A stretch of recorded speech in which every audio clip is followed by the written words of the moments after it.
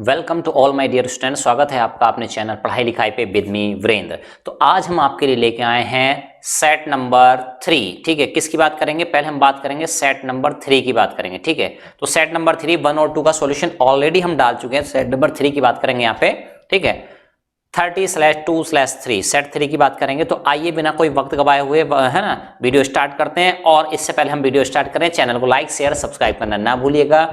चलिए, first question, if n is a natural number then which of the following number end with 0, यानी कौन सा number 0 digit last digit उसकी 0 होगी। तो बेटा ये 0 तभी पॉसिबल हो सकता है जब 2 और 5 का कॉम्बिनेशन बने। क्या हो जाएगा right answer? B is the right answer. चलिए second question, in a lottery there are 5 prizes, 5 prizes हैं एंड 20 ब्लैंक्स, यानी कि 5 तो प्राइज हो गए प्लस 20 ब्लैंक्स हो गए।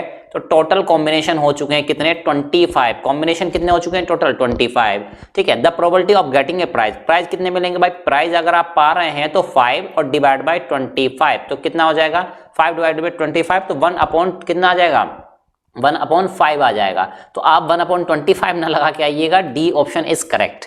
चलिए नेक्स्ट क्वेश्चन की तरफ मूव करते हैं। Question number 3, 2x + 3y = 15, 3x + 2y = 25, then the value of x - y। तो इन दोनों को इक्वेशन को अगर आप सॉल्व करेंगे तो एक x की वैल्यू आ रही है आपकी 9 और y की वैल्यू आ रही है -1।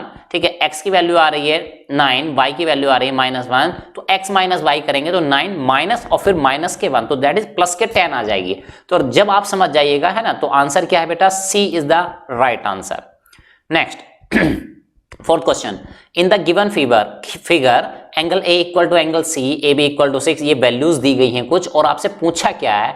सी है ना, सिमिलरिटी का क्वेश्चन है, सिमिलरिटी का क्वेश्चन है। तो राइट आंसर आप जब कैलकुलेट करने जाएंगे तो बेटा राइट आंसर जो आने वाला है वो आने वाला है इसका 2 सेंटीमीटर, है ना। क्या आने वाला है? 2 सेंटीमीटर। तो कुछ क्वेश्चन होते हैं जो बाकी सेट्स में नहीं होते, तो यही ऐसा क्वेश्चन था जो बाकी सेट में नहीं था। चलिए और भी देख लेते हैं। The sum of zeros of the polynomial √√2 x² - 17 are given as। तो आप बेटा यहाँ पे एक चीज समझ लीजिएगा। ठीक है, तो जो होता है द सम ऑफ जीरोस, तो आप जानते हैं क्या होता है? -b/a होता है। क्या होता है? -b/a होता है। तो यहाँ पे a तो वैल्यू हो जाएगी बेटा, क्या हो जाएगी? √2। क्या हो जाएगी? √2, तो वो तो नीचे रख देंगे। और b की वैल्यू क्या बेटा? bx वाला टर्म यहाँ पे है ही नहीं, तो b टर्म क्या है? यहाँ पे 0 है। तो दैट्स वाई वैल्यू भी क्या आ जाएगी यहाँ पे? ये आ जाएगी सी ऑप्शन इज करेक्ट। चलिए next, if the area of the base of the cone is 50 centimetre square. ठीक है, area of the base of the cone, यानी कि ये πr² की वैल्यू दी है। किसकी वैल्यू दी है बेटा? πr² की वैल्यू आपको दी है। किसकी वैल्यू दी है? πr² की वैल्यू क्या दी है आपको? 51। ठीक है, क्या दी है? 51।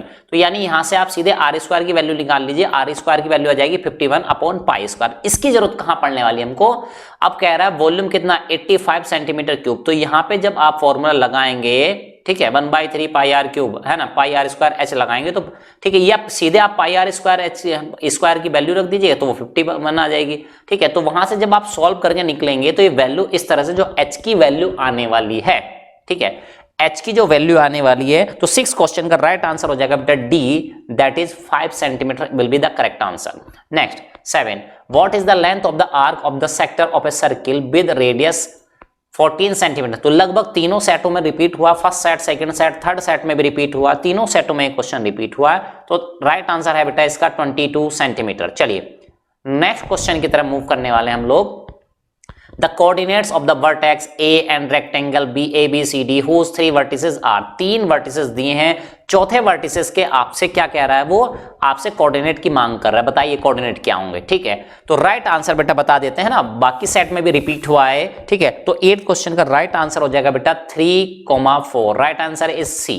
Next, the area of the triangle form by the line this x/a + y/b। तो बाकी सेट में भी रिपीट हुआ है। अच्छा क्वेश्चन है, ब्यूटीफुल क्वेश्चन दिया है यहाँ पे। तो चलिए राइट आंसर है बेटा इसका b, 1/1/2 a × b, ये है इसका right answer.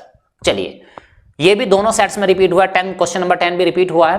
The hour hand of a clock, है ना, रूम में अगर आपके क्लॉक लगी हुई है तो वहां से आपको कुछ ना कुछ हिंट मिलने वाला था। तो जनरली सीबीएसई बोर्ड के सभी एग्जाम में है ना क्लॉक लगी होती है ना, दीवार वाली जो घड़ियां होती हैं लगी होती हैं। चलिए तो राइट आंसर बता दे रहे हैं बेटा, इसमें क्या हो जाएगा? 35/2 is the right answer. Next, the zeros of the polynomial px = x² + 4x + 3 are given by. ठीक है। तो भाई इसके zeros of the polynomial are given by, तो भाई पॉलिनोमियल जीरो क्या करेंगे आप, तो या तो निकाल लीजिए है ना सिंपल मेथड से, ठीक है, या आप इसमें वैल्यू रख के देख लीजिए। तो आप -1 रखेंगे, -3 रखेंगे, तो ये वैल्यू क्या सही आ जाएंगी? जी हाँ, 11 का राइट आंसर जो होने वाला है वो -1 और -3 होने वाला है। तो that's why D option is correct. Question number 12 repeat हुआ है, रिपीटेड क्वेश्चन है ना, सब सेटों में, तीनों सेटों में ये क्वेश्चन आया हुआ है, ठीक है।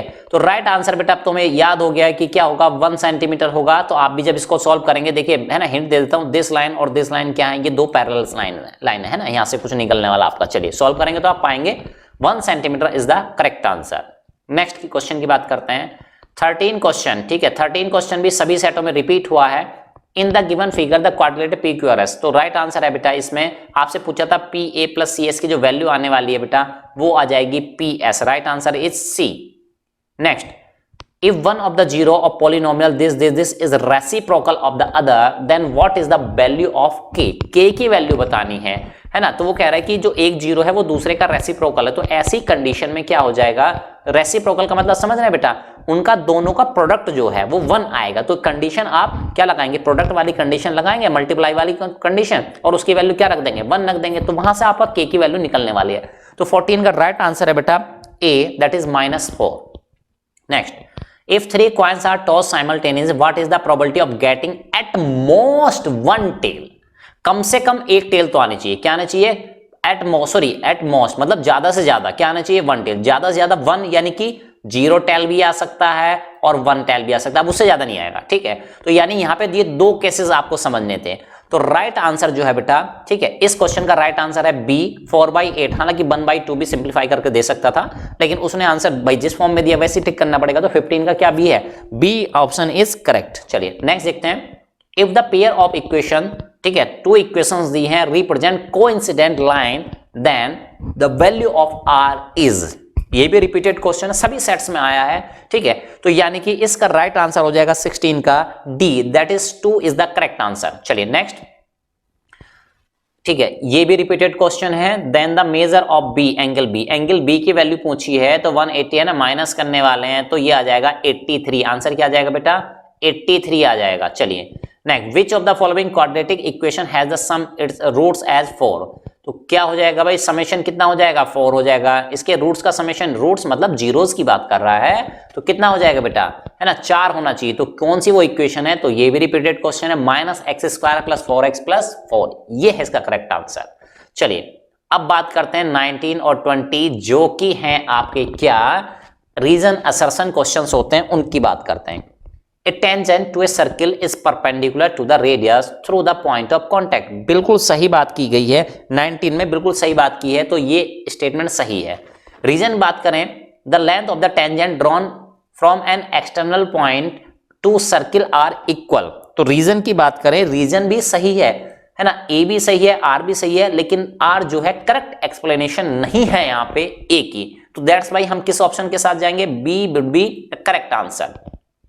नेक्स्ट लास्ट है, the polynomial px = x² + 3x + 3 has 2 zero, real zero. यहाँ पे कॉन्सेप्ट जो फंसा है बेटा वो यहाँ पे फंसा है, रियल जीरो। उसके क्या होते हैं, 2 रियल जीरो होते हैं क्या, नहीं होते हैं भाई, 2 जीरो तो होते हैं, रियल जीरो नहीं होते हैं, ठीक है। तो यहाँ पे आप समझ जाइएगा, यहाँ पे गड़बड़ थी, तो यहाँ पे ए फॉल्स हो जाएगा, ए गलत है, ठीक है। अब ए फॉल्स वाला तो ए की ऑप्शन होता है, दैट इज डी, तो इस ऑप्शन को आप किसके साथ